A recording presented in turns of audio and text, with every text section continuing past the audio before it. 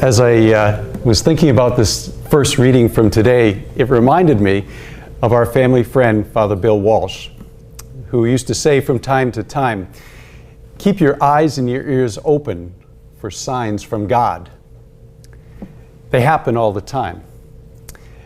And then for dramatic effect, he would pause and say, "You just have to be paying attention."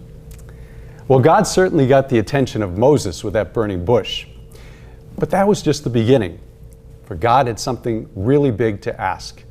And understandably, Moses wasn't sure he could handle it. He didn't think he was up to the task.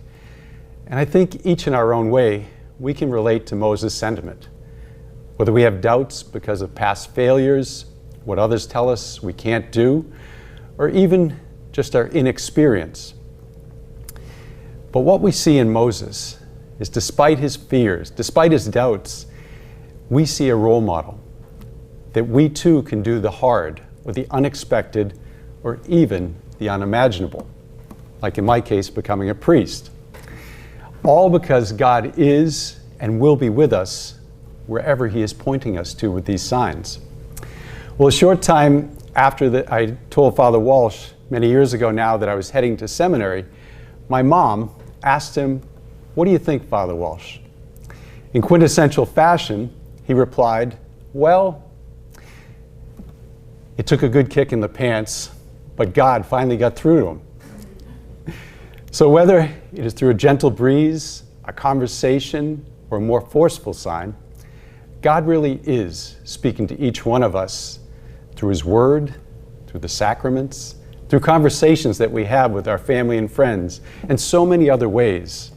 God is giving us signs. And I think that today's gospel is a wonderful complement to this theme of being attentive to God calling out to each of us, all of us, with no exceptions.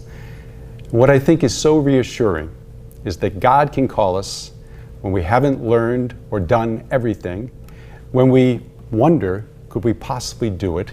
When we look around and see others who are more qualified to do something, God's still calling us.